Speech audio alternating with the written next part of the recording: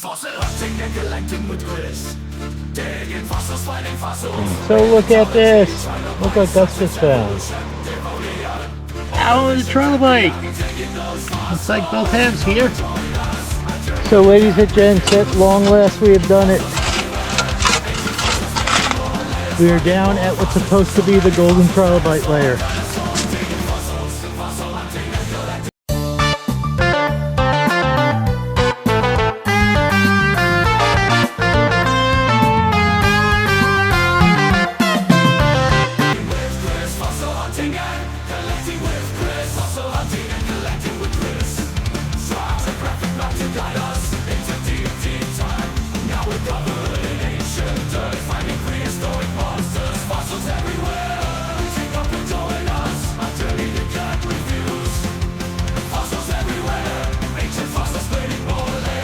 Okay, we are at the Lost Golden Trilobite site again. It is raining, but that's not going to stop us. And right now, you see our friend Mike. You remember Mike from the Penn-Dixie site and other sites. And Mike has dug all this out. Dug deep into... from here down to there. So there's a couple of geologic features that I'm just learning about. I didn't know this prior. And that is when you see this overhang right here, all of this rock from the pressure behind it has pushed it and it slid over the rock below. That's why you have this overhang here. And you can see there's sort of organic debris where all the rock has been crushed, water has infiltrated, and even plant material's gotten in there. That's one feature, and the other is this flat surface. These flat surfaces are due to plate tectonics that cause these great shifts in the, or splits in the rock. So really quite remarkable feature. You kind of follow them. You can see how I'm taking everything on this side and cutting down. You get this beautiful straight rock, which has all the stratigraphy right there. You can kind of see the different layers. Yes. If you're smart enough to figure it out, which I'm not yet. I'll get there. It's tricky. All right. And I think you're pretty close to the... Yeah, the OTB is here. You can see where there are drill marks here. Yeah. That's the OTB? Yeah, that's it. Because the drill goes down to break the rock so that you can take that layer out. So this layer was just taken out 3 weeks ago, and you can see these are recent drill marks that go in to break this out. Ah. So that's about where we're going. And you can see there's right here is the goal. So it looks like I got it for more than 2 feet to get to. Very A lot nice. of this area right here, there's not much in the way of fossils. There's some sponges, some cephalopods as always, some graptolites, a little bit here and there, but it's tough going. Some sections of this are pretty tough. When you're used to breaking open rock and finding fossils all the time, this is a departure. Yeah. You have to be prepared for many days of not finding a whole lot and just busting rock. But other days, things are just great. And I found so many different species, even though they kind of percolate in slowly, not all at once. So it's been a real experience. Very nice. Thank you. Thank you very much, Mike. Sure. Longer life for the deposit. Yeah. Let it shed this water instead of letting it rot the fossils? yeah. So look at the water now. Going a lot faster than it normally does. Being that it's supposed to rain all weekend, we're trying to set up a tarp here so we can spend at least most of it under the tarp and keep the better fossils dry.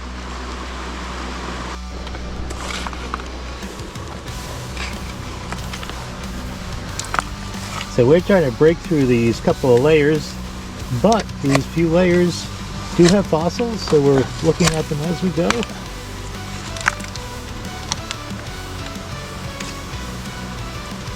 We're finding a lot of watermarks. We're finding a lot of nice clear shale with nothing in it, but that's not what we're looking for. We're looking for the fossils.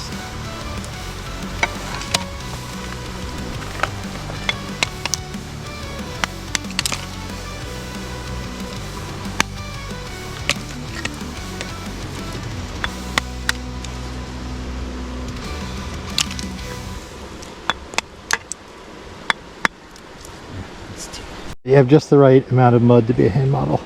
So there we go. Okay, so Gus has just found a nice little Triarthus head sticking out of this piece over here. Right from the same stuff he was just pulling out a minute or two ago. Of course, the find happened off camera, so now we're showing you. Thank you. Thank you very much, Gus. Alright, now I just found a little trilobite or something. I'll have to take a closer look at this at home. You might even see better than I do with the camera, but definitely a little fossil. Trilobite, possibly Retrieval, we will see. We're about to start making some good finds, but before I talk about what we started to find, let me talk about where we were finding these things. What I'm showing you here is a map of the Utica Shale. This map shows the approximate extent to the Utica Shale. Now, we weren't actually in the Utica Shale, we were a little bit above it. We were towards the beginning of the late Ordovician, just above the Utica Shale in the Lorraine Formation. And within the Lorraine Formation, there's something called the Frankfort Shale. And within this layer of shale is the Beecher's Trilobite bed, where we're looking for the lost golden trilobites, the famous Beecher site. Well, these sediments were laid down back during the Ordovician period, and the layer highlighted in red is in the New York, Pennsylvania, and West Virginia region, where we see a lot of this Utica shale.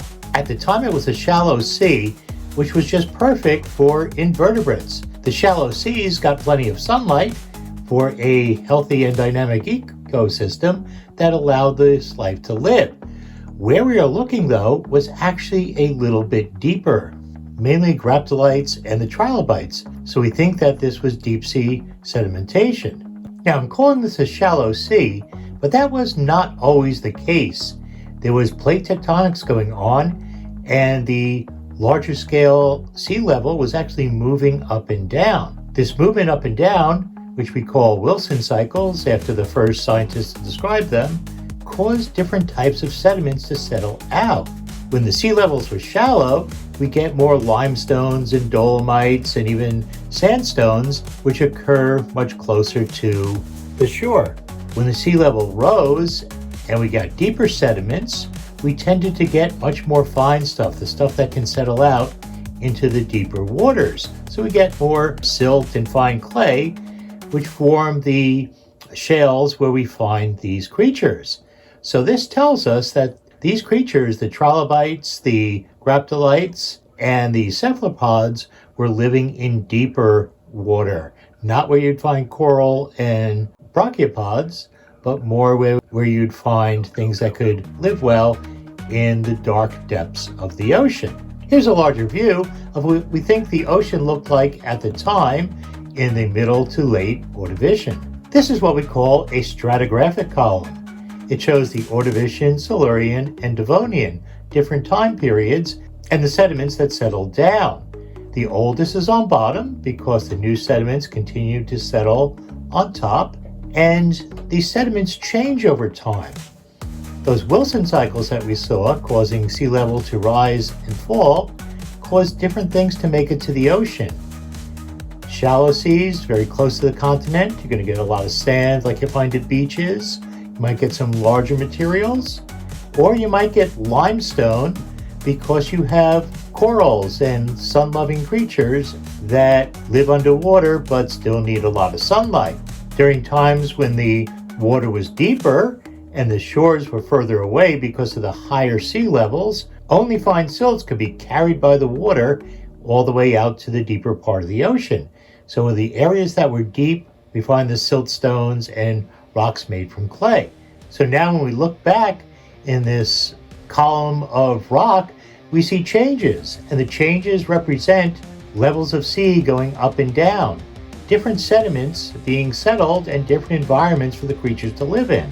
So we see different creatures, such as the trilobites and the graptolites, who thrived in the deeper oceans, in the finer silts, and we see other things like corals and brachiopods and bivalves living much closer to the land when the sea was much more shallow.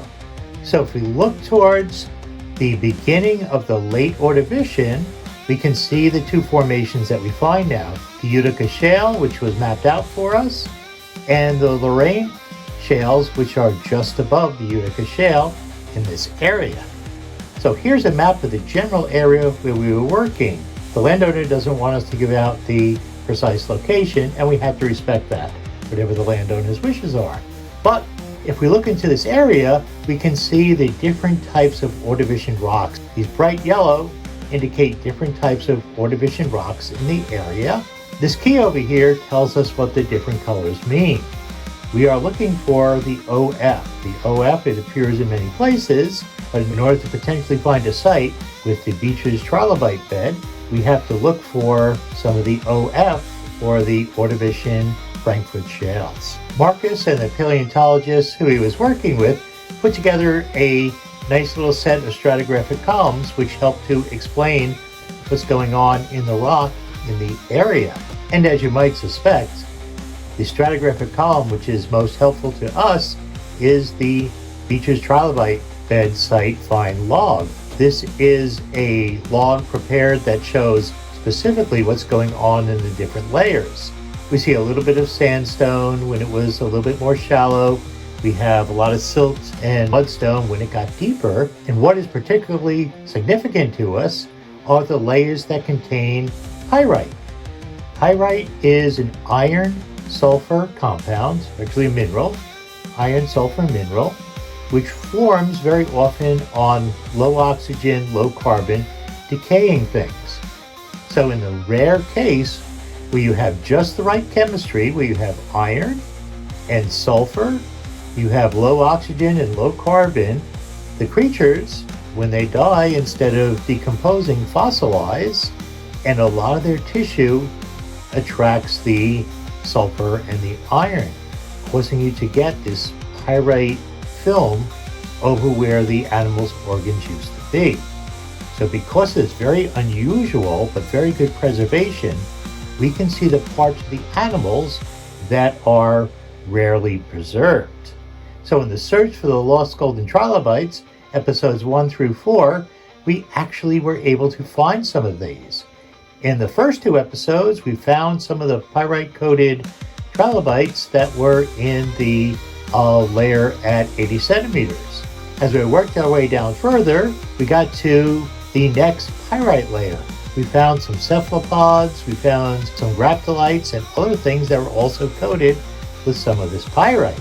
Just a little bit further ahead in this film, you're going to see some beautiful pyrite-covered cephalopods that we're going to find in this last layer before we get to the OBT, the original Beecher's Trilobite bed. We're going to see some of that and eventually get down to the bottom layer in this film, where we hope to find those incredible golden trilobites. Now, once you see these, I'm sure it's not a surprise why they are so important. When we find ordinary trilobite shells or impressions of trilobites, we almost never see them with appendages or antennae. Because the pyrite settled on them and replaced the material quickly with this metal-like material, their soft body parts were preserved. And this is how, over 100 years ago, Charles Beecher, people at the American Museum of Natural History, and other scientists around the world were able to work out the actual bodies of these trilobites. The commonly found shells were only a small part of what these things actually look like. So this is why the site is so important and why these trilobites are so highly sought after. Now let's get back to the quarry. All right, so unlike what we normally do, we're actually making a lot of finds here. So Gus has just found a really nice cephalopod. Look at that thing. Really nice stuff. And I just found a couple of small, looks like trilobites on this little plate over here.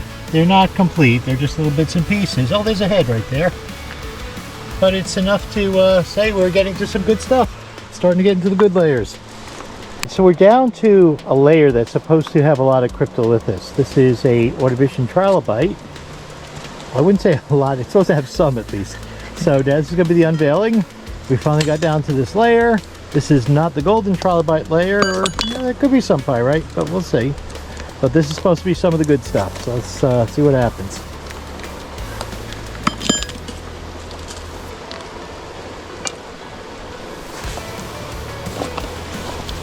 Nice. All right, so nice big chunk came up. And now, if you can split this into nice thin layers and read it like a book, you might just find some cryptoliths.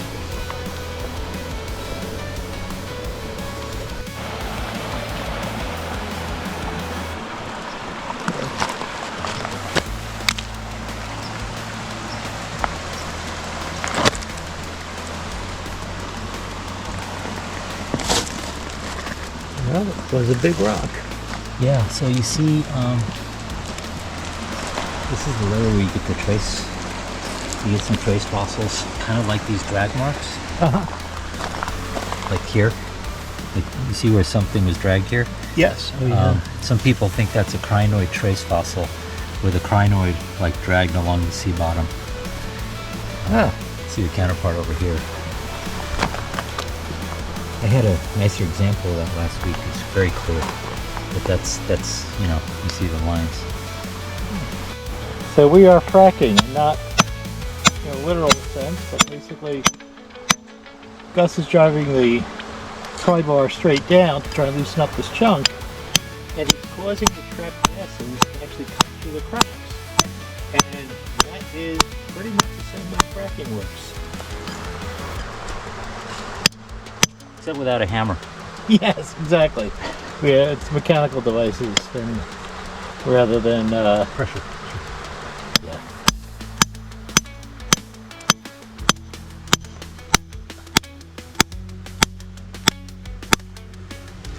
Alright. Maybe try coming from the side now. So Gus has loosened up the edges. I'm going to try and come from the bottom, and maybe it'll come up. Maybe it's ready to come up now. Another attempt on the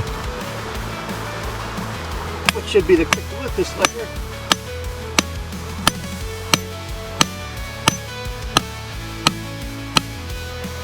And here you can see I actually do some work. It doesn't look that way because I'm always filming.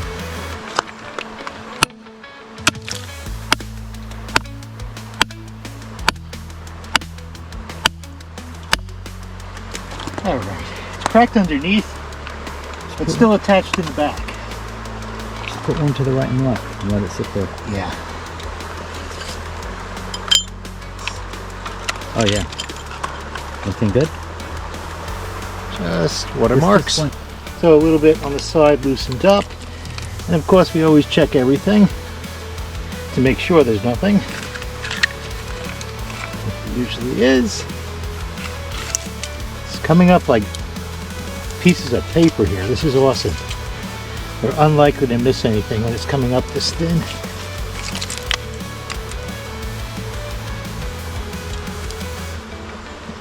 Is that something? Yeah. No, just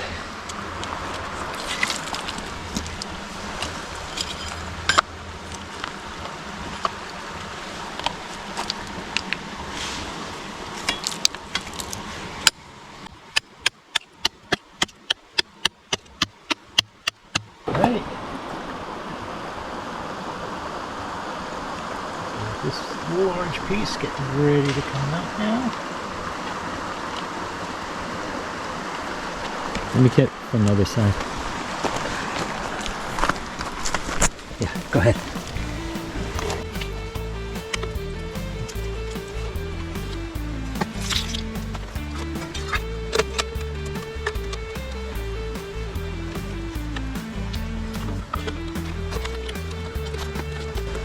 Yeah, it's pinned by that upper layer right over there.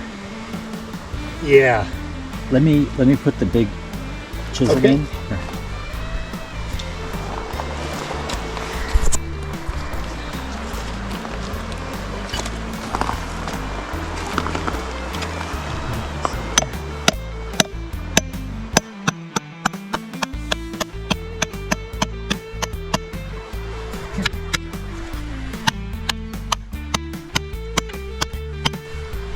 Yeah.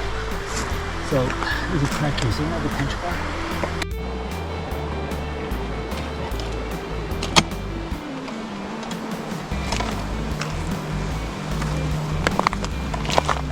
All right, coming out.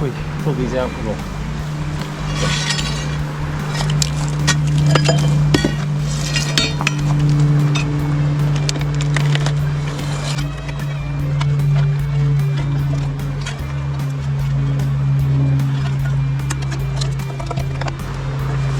Still holding on, huh?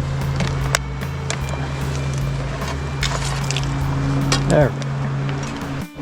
So now we have a nice big piece to work on in what should be a good layer. Let's see what happens.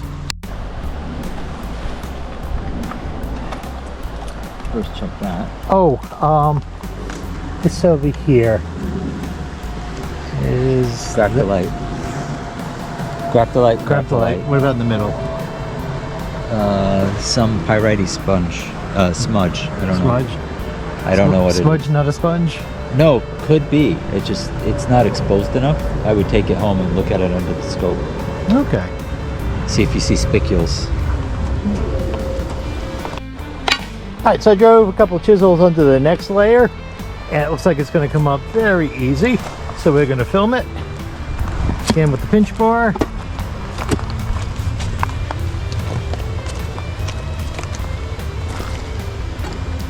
And there it goes.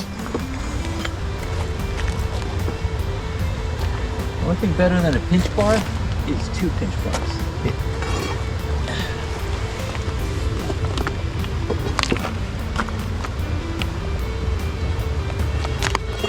I think we can just leave this in. Actually, this is splitting inside too.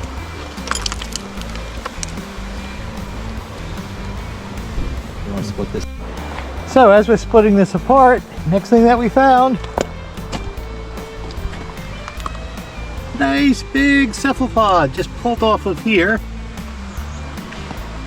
I pulled this off and this is how we found it. Nice one. It's actually not one but several cephalopods together.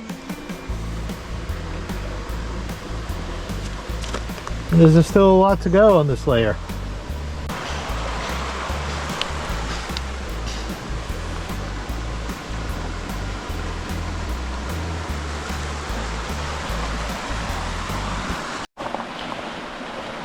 Thank you very much for cutting this.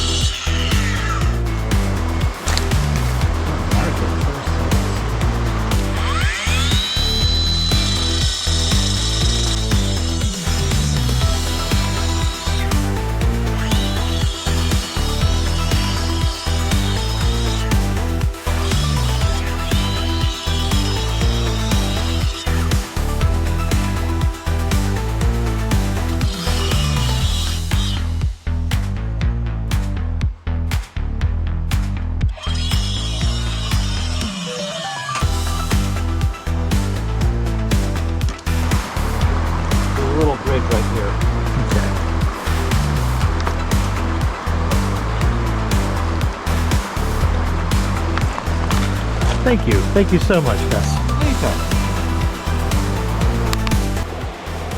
Oh, it's raining. So look at this. Look what Gus just found. Really, really, this is what we're looking for. This is pyritized. They look like gold. Good job. Get out of the rain. Yes.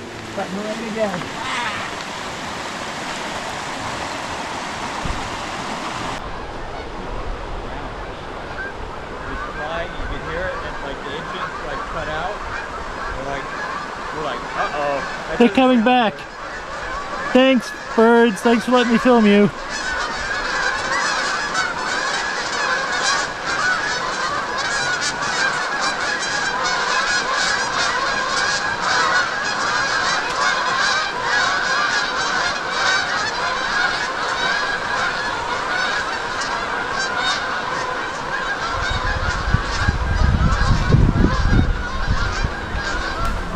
Drop the lights here.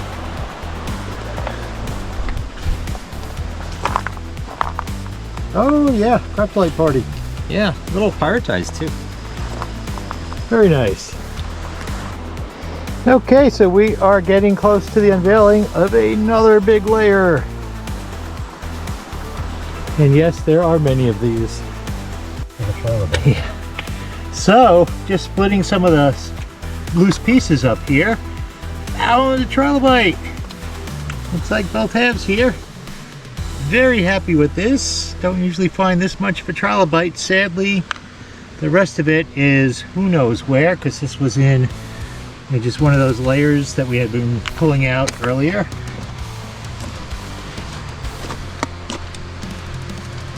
But a very nice trilobite. Very nice. I believe it's a Triorthus. Yeah. As you can see, we're getting deeper, closer to what could be the golden trilobites. So how's it going, Mike? I'm alive. Still alive? Any finds? Today's a lot of empty rock. Empty rock. All right. Some cephalopods, not so much. But hey, it's gotta come out. That's right. Eventually, somewhere between here and China. Could you maybe move some overfill? Sure.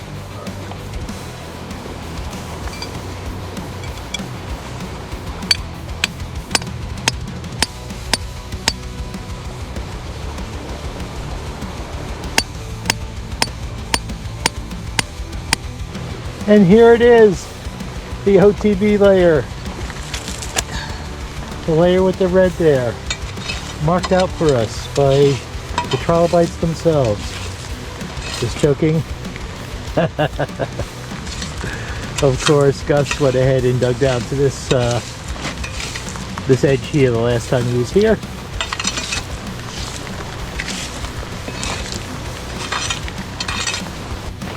So the rain is getting heavier. We put a broken tarp on from the premises over the hole, and now we're lifting up another layer or two.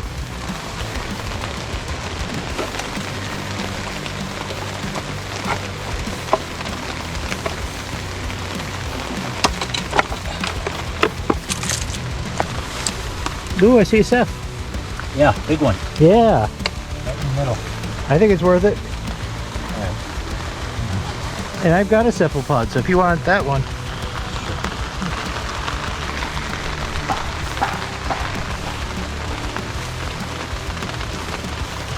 There's something like that. There it is.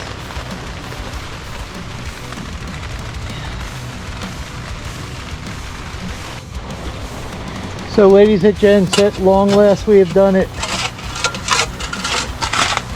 We are down at what's supposed to be the golden trilobite layer. It's this big slab of rock that Gus is standing on.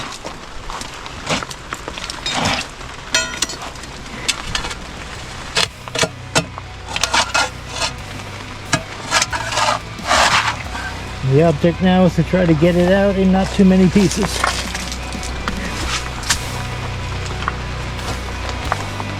And I think we decided we're going to work on this at home rather than try and prep it in the field in the rain and possibly in the dark soon. What do you say, Gus? Are you happy that we're down here? I got a headlight in the car. I'm happy. Okay, before you start with the golden spike here, are you sure this is the BTV? It's not the BTV. I mean the OTV. It had the red spray paint on it, right? It did. This is the layer with the red spray paint? Yep. They had that writing on it? Yes. Yeah. It said Gus. Oh, is that what it said? Yeah. Oh, okay. Yeah, I put my initials so it looked like graffiti. Oh, okay. Anyway. Most of us don't want to see our names written on stones anymore. Yeah. You know, one of the little kids here, like, set up a tombstone over there on the other side for one of the other fossil collectors as a joke. Oh, jeez. Did that fossil collector think it was funny? Hilarious. Oh, okay. All right. So, yeah, I think this is the layer. And, you know, we had the expert looking at it last week, and he thought it was a layer. You're never 100% sure until you find the giant trilobites in it. Okay. So let's let those giant trilobites release the trilobites. So there's a joint right here. It's probably going to peel off the first 8 inches. You see it? Yep. So we were using that joint to dig down through the other layers of rock right here. This line, crack in the rock. All right.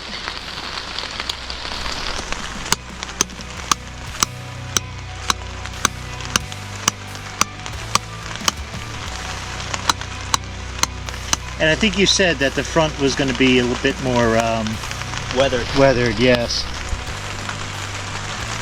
One thing we might want to do is just get a tarp and lay all the pieces out, Yeah. because sometimes you find half a trilobite in this side Yep. and you find half a trilobite in that side. If you know how all they fit together. Are they actually going to be at the layers, or we have to split the layers open at some point? No, we'll have to split the layers open. Okay. But knowing which piece was adjacent will help. Okay. I think these two pieces can come out now. All right, so we are pulling up more of the Beecher's trilobite bed. I'm sorry. The OTB layer, the layer that's supposed to have the... It is Beecher's trilobite. It is, that's, yeah. The layer that should have the golden trilobites. This is the stuff that we're going to be taking home and working on delicately, because they could be anywhere. There could be many of them, which is what we're hoping. They could be spectacular. Or there could be absolutely none. Oh no, don't tell me that. Alright. Let's get this piece. And since I know it's the top, I'm going to flip it over. All right, would you like me to give you the piece underneath it? Not yet. Okay. So we are done. We are packing up the pieces of the OTB with high hopes that there is something at all in them. We won't know until we get them back to the lab.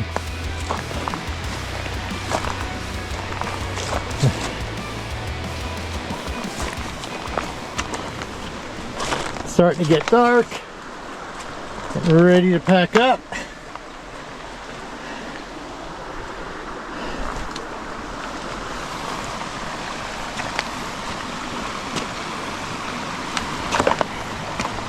And the stream is still flowing very hard from all the rain that we've been having.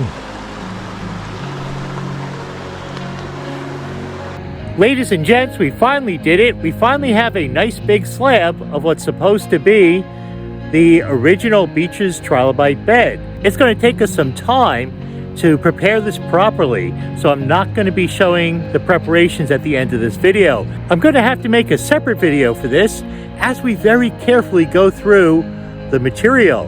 We're going to be going through this on a millimeter by millimeter scale just to make sure that we find everything that's in this rock. It is precious. We really want to find those golden trilobites. So what I'm going to do is very carefully go through that and bring you in as I do that. I'm also going to try to get together with Gus, and maybe he will show us some of his preparations as well on the trilobite bed. So the important thing here now is that we're going to go through this very carefully, very scientifically, to see if we can find any of these lost trilobites. So as soon as Gus and I have these trilobites prepped, hopefully trilobites, we will go ahead and show you our find, show you the results of the lost golden trilobites. For now, I'm going to say thank you so much for watching. Thank you for being part of this journey with us. I hope we have something good to show you at the end of all it. And once again, as usual, I'm going to ask if you like these videos, if you like fossils, please go ahead and support the channel by giving us the thumbs up and subscribing. That helps to keep fossil videos showing up on the YouTube feed. Thank you so much. Happy fossil hunting and collecting. Fossil hunting and collecting with Chris. Digging fossils, finding fossils. Paleontology, Trilobites, science and evolution. Devoted, on a vision.